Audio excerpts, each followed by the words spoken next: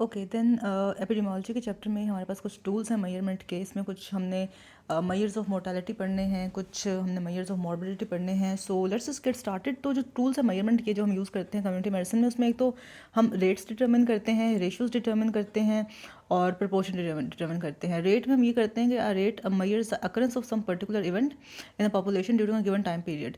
जो हम टाइम के अकॉर्डिंग किसी भी इवेंट की अकरेंस को you can say note down कर रहे होते हैं या उसको हम एनालाइज कर रहे होते हैं, वो हम in the form of rate करते हैं। For example number of deaths in 1 year divided by mid year population. Mid year में एवरेज कितनी पॉपुलेशन थी और उस ईयर में कितनी नंबर ऑफ डेथ्स हुई हैं, उसको भी हम 1000 से मल्टीप्लाई कर देंगे। That will be the rate of the deaths in that year. So वो डेथ रेट आ जाएगा, ठीक है। इसके अलावा अगर हम रेशो की बात करें तो रेशो में हम एक्चुअली दो डिफरेंट एंटिटीज़ को आपस में कंपेयर कर रहे होते हैं और जो न्यूमरेटर होता है वो डिनोमिनेटर का पार्ट नहीं होता, उसका कंपोनेंट नहीं होता। तो ये बात हमने याद रखनी है, ठीक है। It expresses the relationship in size between two random quantities. और जो न्यूमरेटर होता है वो डिनोमिनेटर का पार्ट नहीं होता। हम बिल्कुल टू सेपरेट एंटिटीज़ को आपस में कंपेयर कर रहे होते हैं रेशो को यूज़ करके, ठीक है। रेट में तो हम simply occurrence of any event को टैबुलेट करना है ना, टैबुलेट करना है या उसको बोल दें रिकॉर्ड करना है, ठीक है। फिर आती है प्रपोर्शन। प्रपोर्शन में एक्चुअली एक प्रपोर्शन एक्चुअली एक रेशियो ही होती है which indicates the relation in magnitude of a part of the whole, ठीक है। एक पार्ट को हम पूरे होल के साथ कंपेयर करते हैं। रेशियो में तो ये था कि हम दो डिफरेंट एंटिटीज़ को आपस में कंपेयर कर रहे थे, बट प्रपोर्शन में हम एक्चुअली एक part of the whole data को पूरे डेटा से कंपेयर करते हैं। और इन केस ऑफ प्रपोर्शन हम ये देखते हैं कि जो न्यूमरेटर होता है वो डिनोमिनेटर का पार्ट होता है, ठीक है। Numerator is always included in the denominator, ठीक है। तो हमने ऊपर लिख रहे हैं कि number of deaths with scabies at a certain time, हम उसको डिवाइड करेंगे total number of children in that area. तो इस टोटल नंबर ऑफ चिल्ड्रन में वो भी आ जाएंगे जो स्केबीज से अफेक्टेड है और वो भी आ जाएंगे जो अनअफेक्टेड हैं, ठीक है। तो प्रपोर्शन में जो न्यूमरेटर होता है वो डिनोमिनेटर का पार्ट होता है और रेशो में ऐसा नहीं होता, ठीक है। और रेट तो सिंपली अकरेंस ऑफ डिजीज़ को हम रिकॉर्ड कर रहे हैं ना, उसके लिए यूज़ हो रहा है। अच्छा, इसको माइंड में रखते हुए हम फर्दर फिर पढ़ेंगे measures of mortality. Measures of mortality में हमने एक तो पढ़ना है क्रूड डेथ रेट, एक पढ़ना है specific death rate. Specific death rate में फिर कॉज स्पेसिफिक होता है, टाइम पीरियड स्पेसिफिक होता है, एज स्पेसिफिक होता है, सेक्स स्पेसिफिक होता है। और हमने पढ़ना है case fatality rate, proportional mortality rate या रेशो, सर्वाइवल रेट पढ़ना है, स्टैंडर्डाइज्ड रेट्स पढ़ने हैं, एडजस्टेड रेट्स पढ़ने हैं। ये होगी बात। फिर हमने आगे बात करनी है, अच्छा इसमें ना जो स्टैंडर्डाइज्ड रेट, इसमें एक तो स्टैंडर्डाइज्ड डेथ रेट बहुत इंपॉर्टेंट है, SDR जिसको हम कहते हैं। सेकंड इसमें ना SMR या स्टैंडर्डाइज्ड मोर्टालिटी रेशो बहुत इंपॉर्टेंट है, ये दोनों आपको आने चाहिए। अच्छा, फिर हमने बात करनी है मेजरमेंट्स ऑफ मॉर्बिडिटी की। इसमें हम हमारे पास 3 मेजर्स होते हैं मॉर्बिडिटी। मॉर्बिडिटी हम कहते हैं कि बीमार होने के स्टेट को मॉर्बिड है पेशेंट, ठीक है। तो इसमें हम मॉर्बिडिटी में हम तो एक तो डिजीज़ की फ्रीक्वेंसी देखेंगे कि वो उसकी अकरेंस क्या है पॉपुलेशन में, कितनी तेज़ी से वो डिजीज़ फैल रही है या फैल तो रही, मोस्टली कितने कितने पेशेंट्स को है, उसकी फ्रीक्वेंसी क्या है, उसकी अकरेंस कितनी है, ठीक है। और डिजीज़ फ्रीक्वेंसी के भी डिटर्मिनेंट्स अक्सर पूछे जाते हैं कि what are the determinants of disease frequency. तो उसमें फिर हम इंसिडेंस को चेक करेंगे और प्रेवलेंस को चेक करेंगे, ठीक है। इसके अलावा ड्यूरेशन ऑफ इलनेस भी देखी जाती है कि डिजीज़ कितने टाइम के लिए हो रही है, उसका कोर्स कैसा है, जल्दी ख़त्म हो रही है या लंबे अरसे के लिए पेशेंट को बीमार किया हुआ है उसने, ठीक है। सवेरिटी देखेंगे कि उससे डेथ के चांसेस कितने हैं, उस डिजीज़ से फैटल तो नहीं है कहीं। उसमें फिर फर्टिलिटी रेट हम देख लेते हैं, जैसे हमने लास्ट पेज पे केस फर्टिलिटी रेट देखा है ना, उसको हम उसमें कंसिडर करते हैं। और जो फ्रीक्वेंसी जो इंसिडेंस है हम उसको देखेंगे इंसिडेंस होती क्या है। इंसिडेंस में फिर अटैक रेट आता है, सेकेंडरी अटैक रेट आता है। और इसके अलावा हम इंडेक्स केस का कॉन्सेप्ट देखेंगे, हम यूजेस देखेंगे इंसिडेंस रेट की, ये बहुत इंपॉर्टेंट है, ये यूजेस तो हर बार आए होते हैं एग्जाम में। इसके अलावा प्रेवलेंस में फिर हम पॉइंट प्रेवलेंस का कॉन्सेप्ट देखेंगे, पीरियड प्रेवलेंस का कॉन्सेप्ट देखेंगे, फिर लास्ट हम रिलेशनशिप देखेंगे between prevalence, incidence and the duration of illness, ठीक है। तो बस इन्हें को हमें 1 बाय 1 स्टडी करना है। स्टार्ट करते हैं with measures of mortality. Measures of mortality में सबसे जो सिंपलेस्ट मेजर है मोर्टालिटी की, that is crude death rate. This is the simplest measure of mortality, is defined as a number of all deaths per 1000 estimated mid year population in 1 year. क्योंकि ये rate है तो इसको हम time period के according वो कर रहे हैं। इसका फॉर्मूला हम टाइम पीरियड के अकॉर्डिंग निकाल, जैसे हमने लास्ट पेज पे देखा भी था कि रेट को हम किसी भी पर्टिकुलर टाइम पीरियड के अकॉर्डिंग जो अकरेंसेज हो रही हैं किसी भी इवेंट की, उसको हम रेट में डिफाइन करते हैं। तो क्रूड डेथ रेट में हम यही कह रहे हैं कि it's the number of deaths at a place in a year, ठीक है, divided bye mid year population, ठीक है, इंटू 1000। अब आप ये देखेंगे कि क्रूड डेथ रेट और स्पेसिफिक डेथ रेट में हमने मल्टीप्लाई किया 1000 के साथ, ये आपने इसको याद रखना है, ठीक है। जबकि जो केस फर्टिलिटी रेट है उसमें हमने 100 से मल्टीप्लाई करना है, प्रोपोर्शनल मोर्टालिटी रेट में भी हमने 100 से मल्टीप्लाई करना है और सर्वाइवल रेट में भी 100 से मल्टीप्लाई करना है, ठीक है। और आगे जो हम देखेंगे, और उसके बाद लेकिन जो हमारे पास एडजस्टेड स्टैंडर्डाइज्ड रेट आ जाते हैं, इसमें हमारे पास स्टैंडर्डाइज्ड डेथ रेट आता है या स्टैंडर्डाइज्ड मोर्टेलिटी रेशियो आता है, उन दोनों को हम 1000 से मल्टीप्लाई करते हैं। सॉरी, स्टैंडर्डाइज्ड मोर्टेलिटी रेशियो को हमने 100 से करना है और स्टैंडर्डाइज्ड डेथ रेट को हमें 1000 से करना है। तो ये बड़ा कंफ्यूजिंग चीज़ है, ये भी आप देखने की हमने मल्टीप्लाई किससे करना है, क्योंकि अक्सर हमारे न्यूमेरिकल्स इसी वजह से गलत हो रहे होते हैं कि जहाँ पर 100 से करना होता है वहाँ 1000 से कर देते हैं, जहाँ 1000 से करना होता है वहाँ हम 100 से कर देते हैं। तो ये चीज़ ध्यान में रखनी है, ठीक है। बट जो हमारे पास क्रूड डेथ रेट है और स्पेसिफिक डेथ रेट, उसमें हमने इसको 1000 से ही मल्टीप्लाई करना है। अच्छा, तो crude death rate is number of deaths in at a place in a year, एक साल में जितनी डेथ्स हो रही हैं divided by mid year population into 1000, ये इसका फॉर्मूला हो गया। लेकिन ये बिल्कुल सिंपलेस्ट है, इसमें हमें एक सिंगल फिगर में हमें रिजल्ट्स मिल जाते हैं, लेकिन इसमें हम कंपेरेबिलिटी नहीं कर सकते of the result between the communities based on the differences in their age, sex और रेस, क्योंकि हम सिंपली लाइक जितनी भी डेथ्स हो रही हैं किसी भी एज ग्रुप की हों, किसी भी रेस की हों, उन सबको हम इकट्ठा ही कैलकुलेट कर रहे हैं। अदर भी है specific death rate. Specific death rate में हमने एक तो कॉज स्पेसिफिक करना होता है या डिजीज स्पेसिफिक करना होता है, number of deaths from TB during a year divide by mid year population 2000। तो ये बिल्कुल जैसे ही है, बस ये है कि नंबर ऑफ डेथ्स तो एक साल में हुई हैं लेकिन ड्यू टू टीबी, वहाँ पर सिंपल हमने नंबर ऑफ डेथ्स देखे थे किसी भी कॉज की वजह से हुई हों। टाइम स्पेसिफिक में ये है कि number of deaths in a week, जिसको हम फिर 52 से मल्टीप्लाई करेंगे divide by mid year population multiply 1000, ठीक है। Then age specific death rate में we have infant mortality rate and neonatal mortality rate.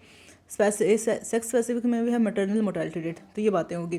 Then हमने बात करनी है केस फर्टिलिटी रेट की। केस फर्टिलिटी रेट की वो उस डिजीज़ की फर्टिलिटी कितनी है, ठीक है। It represents the killing power of a disease, और ये सिंपली रेशियो है डेथ्स की टू केसेस, ठीक है। अच्छा, जहाँ पर रेशियो है ना वहाँ पर हमने इसको 100 से मल्टीप्लाई करना है, और जहाँ पर सिंपली रेट्स है ना वहाँ पर हमने उसको 1000 से मल्टीप्लाई करना है। इस तरह से आप इसको याद रखें, ठीक है।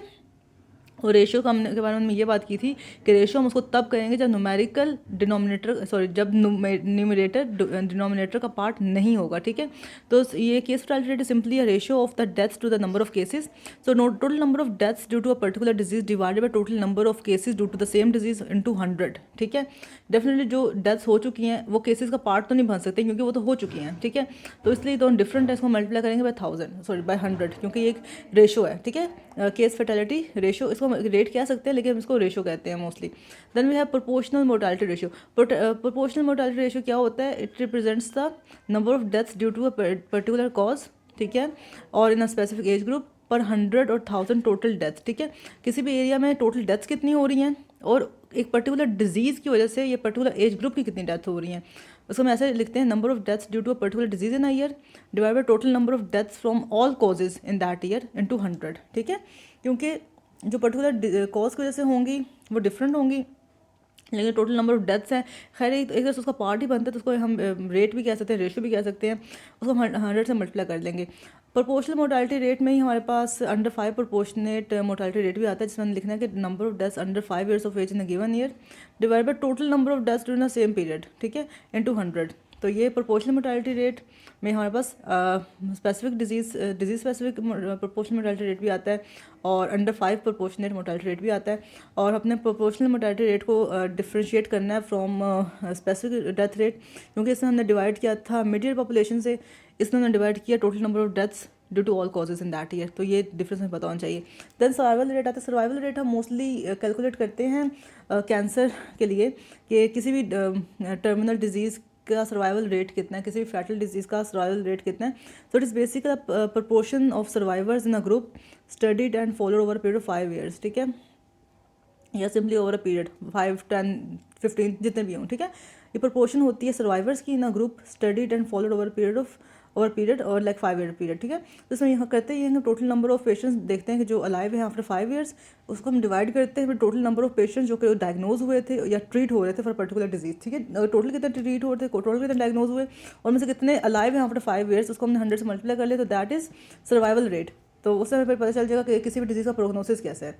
अच्छा, देन वी हैव एडजस्टेड और स्टैंडर्डाइज्ड रेट। तो हम एडजस्टेड या स्टैंडर्डाइज्ड रेट तब यूज़ करते हैं जब हमने दो पॉपुलेशंस के डेथ रेट्स को आपस में कंपेयर करना होता है, और वो जो पॉपुलेशन होते हैं वो आपस में कंपेरेबल ना हो, लाइक उनमें एज की कंपोजिशन डिफरेंट हो, सेक्स की कंपोजिशन डिफरेंट हो, रेस की कंपोजिशन डिफरेंट हो। तो उनके रिजल्ट्स को स्टैंडर्डाइज करने के लिए ना दो फॉर्मूलाज यूज़ करते हैं। उसमें एक होता है स्टैंडर्डाइज्ड डेथ रेट SDR, जो कि एक डायरेक्ट स्टैंडर्डाइजेशन का तरीका है। इसके अलावा एक इनडायरेक्ट स्टैंडर्डाइजेशन का तरीका होता है जिसमें हम स्टैंडर्डाइज मोर्टालिटी रेशो यूज़ करते हैं। Anyway standardize death rate calculate करना थोड़ा सा मुश्किल है, थोड़ा सा टफ है, क्योंकि नाम तो उसका डायरेक्ट है लेकिन हम इसमें बिल्कुल इनडायरेक्टली कैलकुलेट कर रहे होते हैं। इसमें होता ही है कि पहले हम इसमें डिटर्मिन करते हैं एक्सपेक्टेड डेथ्स। एक्सपेक्टेड डेथ्स का फॉर्मूला होता है कि हमने एज स्पेसिफिक डेथ रेट को मल्टीप्लाई करना है with the number of population of that age group in the standard population, के उस एज ग्रुप की डेथ्स कितनी हो रही हैं और उस एज ग्रुप की टोटल पॉपुलेशन कितनी है, ठीक है, वो आ जाएगी expected deaths.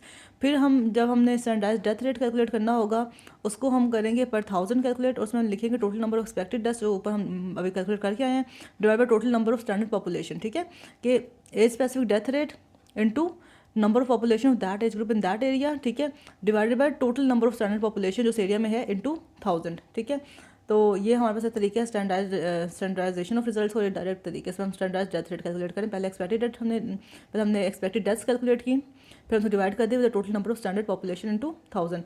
Second one is standardize mortality ratio. Standardize mortality ratio का ये कॉन्सेप्ट है कि हमने सिंपली इसमें ऑब्जर्व्ड लाइक किसी भी प्रोफेशन, ये ना डिफरेंट ऑक्यूपेशंस की फर्टेलिटी देखने के लिए हम यूज़ करते हैं कि डिफरेंट ऑक्यूपेशंस की you can say death rates determine के लिए देखते हैं स्टैंडर्डाइज मोर्टालिटी रेशो, कि हमने ऑब्जर्व कितनी की हैं deaths of a particular occupation divided by हमने एक्सपेक्ट क्या किया था कि इस प्रोफेशन में कितनी डेथ्स हो सकती हैं, ठीक है। तो ऐसे हमारे very simple standardize mortality ratio is very simple, कि इसमें सिंपली हमने ऑब्जर्व डेथ्स को एक्सपेक्टेड डेथ से डिवाइड करके उसको मल्टीप्लाई कर देना विद 100, ठीक है। So it's a total number of deaths that occur in the study group to the number of deaths that would have been expected to occur if that study group had experience the death rates of standard population. जितना हम expect कर रहे हैं according to standards जितनी हुई हैं उनका you can say उनकी एक रेशो है जो कि हम स्टैंडर्डाइज्ड मोर्टालिटी रेशो में देखते हैं। तो ये हमने 6 डिटर्मिन कर लिए हैं मेजर्स ऑफ मोर्टालिटी, ठीक है।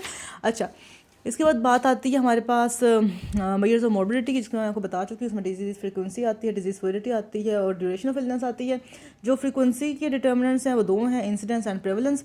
इंसिडेंस हम कहते हैं कि it is the number of new cases occurring in a defined population during a specified time period. एक पर्टिकुलर टाइम पीरियड में कितने न्यू केसेस ऐड हो रहे हैं, जो हमने एपिडेमियोलॉजिस्ट बाथटब में भी देखा था, उसको हम इंसिडेंस कहते हैं। फॉर्मूला है number of new cases during given time period divide by population at risk during that period, कि कितने पेशेंट डिजीज़ हो सकती थी और कितने पेशेंट डिजीज़ हो गई इनटू 1000, दैट इज इंसिडेंस, ठीक है। इसको भी हम 1000 से मल्टीप्लाई करें, ये अपने याद रखना है चीज़। फिर इंसिडेंस रेट्स के ही दो फॉर्मूला फर्दर होते हैं, attack rate and secondary attack rate. Attack rate is an incidence rate जो कि हम तब यूज़ करते हैं जब हम किसी ऐसी डिजीज़ के बारे में स्टडी कर रहे हों जिसका जो पीरियड ऑफ एक्सपोजर है वो लिमिटेड है, ठीक है, उसका लिमिटेड पीरियड है ड्यूरिंग जिसका रिस्क जस्ट एक लिमिटेड टाइम पीरियड के लिए होता है, लाइक एक एपिडेमिक के दौरान। तो उसमें ये देखते हैं number of new cases of a specified disease during a specified period divide by total population at risk during that interval. Like अगर हम एक साल में देख रहे हैं कि एक साल तक एक डिजीज़ का रिस्क था तो उस दौरान कितने पेशेंट्स उस डिजीज़ के आए हैं डिवाइड बाय टोटल पॉपुलेशन जो उस टाइम इंटरवल के दौरान रिस्क पे थी, यह है अटैक रेट। फिर आता है secondary attack rate. Secondary attack rate particularly infectious disease के लिए होता है। It is defined as a number of expose person during developing the disease within the range of the incubation period, ठीक है। Like बहुत सारे लोग expose तो हुए एक प्राइमरी केस, फॉर एग्जाम्पल एक प्राइमरी केस था, उसने बहुत से लोगों को मतलब वो उस प्राइमरी केस के प्रेजेंस में वो लोग पाए गए हैं, ठीक है, वो उससे एक्सपोज हुए हैं, लेकिन उनमें से कितने % लोगों ने डिजीज़ डेवलप की है within the incubation period of that disease, वो है सेकेंडरी अटैक रेट, ठीक है। It is the number of expose person developing the disease within the range of incubation period following the exposure to the primary case, ठीक है। इस formula भी ये है कि number of expose person developing the disease within the range of incubation period divide by total number of exposed और susceptible individual. Total susceptible कितने थे और कितने डिजीज़ डेवलप कर ली, दैट इज़, और उसको मल्टीप्लाई करें 100 से। So this is the secondary attack rate. उसमें क्या था, प्राइमरी में क्या था या सिंपल एक अटैक रेट में क्या था कि नंबर ऑफ न्यू केसेस जो डेफिनेट टाइम पीरियड दौरान आ रहे हैं डिवाइड बाय टोटल पॉपुलेशन जो कि एट रिस्क है। इसमें हम टोटल पॉपुलेशन की बात करें, इसमें हम ससेप्टेबल की बात नहीं करें, इसमें हम एक्सपोज की बात नहीं करें। एक्सपोज की बात हम सेकेंडरी अटैक रेट में करते हैं जिसमें एक केस आ चुका है ऑलरेडी और उससे कितने एक्सपोज है, उससे कितने डिजीज़ डेवलप कर रहे हैं, हम उनकी बात कर रहे हैं। देन तो इंसिडेंस रेट के यूजेस बहुत इंपॉर्टेंट हैं, ये आते हैं एग्जाम में एज इट इज़ कि what are the uses of incidence rate. तो इंसिडेंस रेट इज़ इंपॉर्टेंट और useful for controlling the disease, क्योंकि हमें ये न्यू केसेस की जो अकरेंस है उसके बारे में आइडिया दे देती है। Secondly used for research into the aetiology and pathogenesis of the disease. Distribution of disease and efficacy of preventive and therapeutic measures. ठीक है, तो ये 3-4 पॉइंट्स एक ही उन्होंने सेंटेंस में लिखे हुए हैं कि ये हमें it is used for research into the aetiology and pathogenesis of the disease, distribution of disease and efficacies of preventive and therapeutic measures. Then third point is it is also used for short term planning, that is if incidence rate is increasing it might indicate the failure of current control programme. तो हमें planning change करनी पड़ सकती है। तो एक तो ये यूज़ होती है for controlling the disease, it is use to research into the aetiology and pathogenesis of the disease, distribution of the disease and efficacy of preventing and therapeutic measures.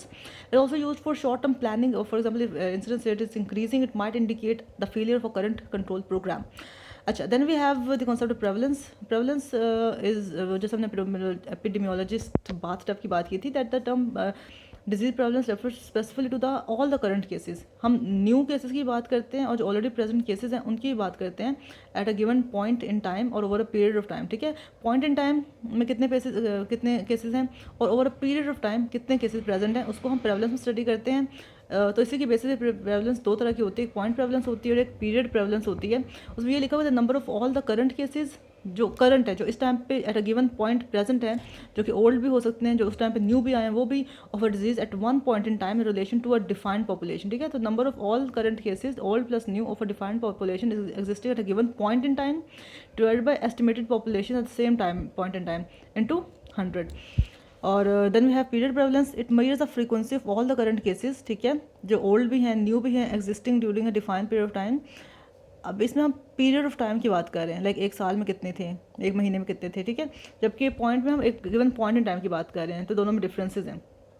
फिर हमने अच्छा फिर ना इंडेक्स केस के बारे में बताना था कि index case is the first case which gets observed by the epidemiologist and it may or may not be primary. ठीक है, वो पहला केस जो आइडेंटिफाई होता है बाय एन एपिडेमियोलॉजिस्ट और बाय एन इन्वेस्टिगेटर, जो पहला केस आइडेंटिफाई होता है that is an index case. लेकिन जो पहला केस रिपोर्ट तो नहीं से जो पहला केस अकर हुआ है, जो पहले पेशेंट को डिजीज़ हुई हो, तो प्राइमरी केस हो गया ना कि ये प्राइमरी है, इसने सबको डिजीज़ लगाई है। ठीक है, लेकिन जो पहला केस हमने आइडेंटिफाई किया है दैट इज़ इंडेक्स केस।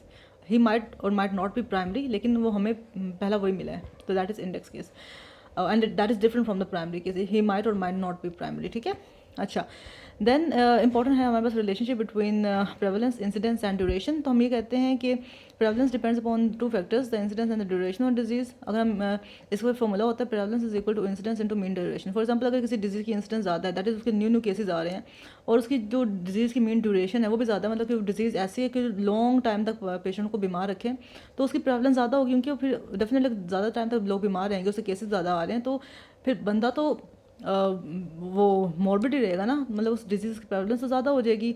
तो prevalence is defined as incidence of the disease into mean duration of the disease. तो उसका formula P is equal to I into D, और अगर हमने इंसिडेंस निकाले तो हम पी को डी से डिवाइड कर सकते हैं। सो ये कुछ इंपॉर्टेंट बातें थी जो रह गई थी और मैंने कवर करवा दी हैं। I hope it was helpful for you guys. So we are done with the epidemiology chapter of cement.